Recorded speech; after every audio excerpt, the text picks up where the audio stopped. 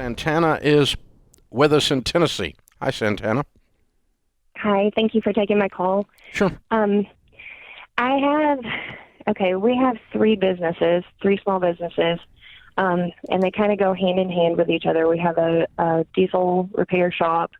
We have a trucking company that does over-the-road trucking, and then we have several rental properties. So we have three different businesses. Each one of those businesses has debt. So there's loans that go along with each one of them, and then my husband and I have personal debt as well. I just started listening to you in February, and then I just finished the financial piece just here recently with the Hope offer that y'all are offering. Mm-hmm. My question is, I don't know whether to do a budget for each business because those loans are tied to those businesses, and then also we don't have a steady amount that we pay ourselves. I don't even know if we're supposed to be paying ourselves, but for those personal debts as well, Mm-hmm. I want very badly to make a budget and stick to the budget so that we can get out of debt. I Mm-hmm. just don't know how. Okay, that's cool. This is great. Well, the thing is, It's a mess. yeah. The thing is, you don't have any business debt. 100% of your debt is signed for personally. So it's Right. as far as the law is concerned, it's all personal debt. You've got it categorized as business debt in the way you're treating it, and that's fine. But there's no rule that says that the trucking couldn't pay off the repair place or vice versa, okay? Now, what I would do is I'd take your rental properties and I would make them a baby step 6 if you've been studying our stuff. Those are just personal rental properties. You have debt on those. I would treat those in baby step 6. The other debts, how much debt on the repair shop? A lot. How much? I don't know. I just started listening in February, and I've been trying to write down everything. I don't have all the numbers together. Okay. Who runs the shop? I do the bookkeeping, but I don't have a degree or anything like that. My husband wanted to start the shop. He worked on the road for 13 years. Yeah. And So if you were going to make guess, home. how much would you guess on the shop? Probably property and all, $400,000. How much of that is property? About $250,000. Okay, I'd put that $250,000 with your rental properties. That's real estate debt over in baby step 6. And so you've got $150,000 in miscellaneous debt on the shop. Roughly. Okay. How much on the I guess you got a truck debt on the over-the-road trucking, right? Yes. How much debt is that? $67,000. Okay. So you got $200 and something thousand roughly in debt, not counting your real estate and not counting what you've got at home. Does that sound right? Yeah. Okay. And how much debt have you got at home, not counting your home?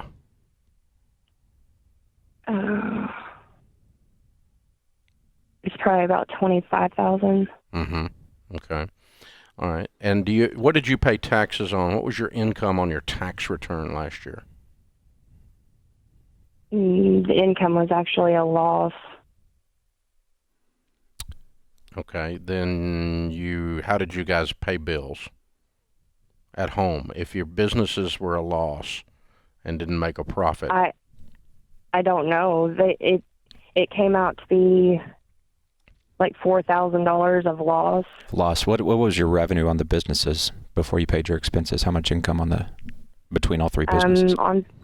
On the shop, it was about $600,000 gross. Mm-hmm. Mm-hmm. The trucking actually was just started here recently, so that was not on last year's tax return. Okay. All right. Well, here's what you need to do. You need to sit down with one of our endorsed local providers and get the books straight. Because if you're the bookkeeper and you don't know the numbers, that's a problem. Yes.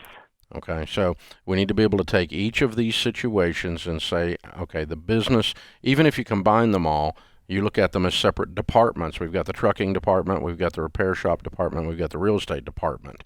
And out of each of those departments, the reason you were showing a loss on your tax return is the depreciation on the trucks, on the equipment, and on all the real estate, plus some of your expenses. So you really did take some cash home, and I'm going to guess and say is under $100,000 though, that you actually had available to take home.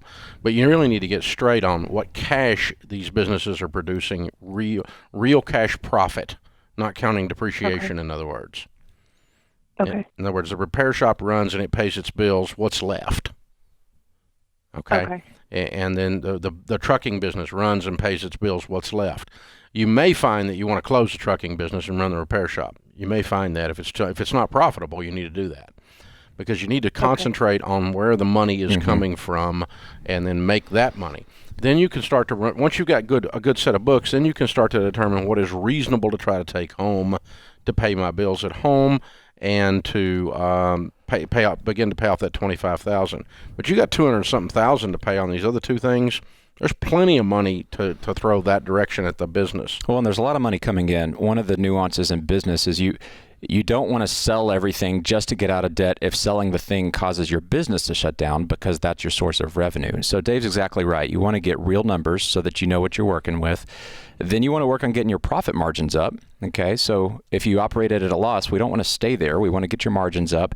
And you guys are going to pay yourself a modest salary for a while until your profit margins are really rocking. And you can pay yourselves $80,000 a year and apply everything we teach in personal finance to start paying off the personal debt through that $80,000. And then over here in the business, while you're getting your profit to increase, you're not paying yourself a bonus.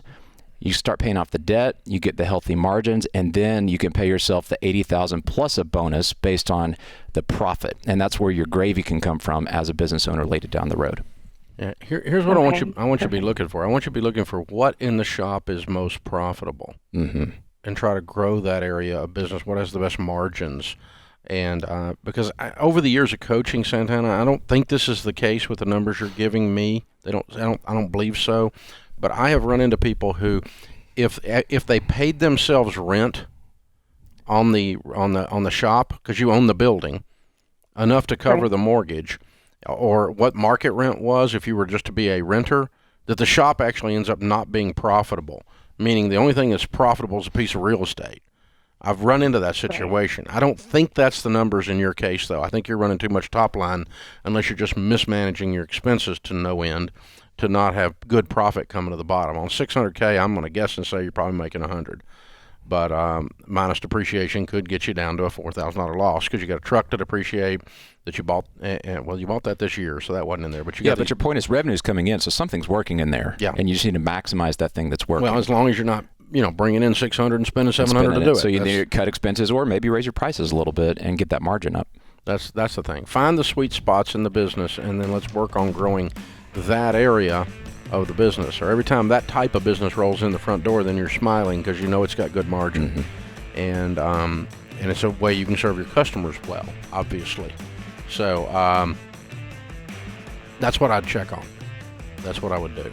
You're really going to have to get on top of your numbers, and that's going to help you solve a whole bunch of these issues. You need to know what your debts are, what your assets are worth, what the income is, what the expenses are, what the net cash flow is, and then what the net profit is.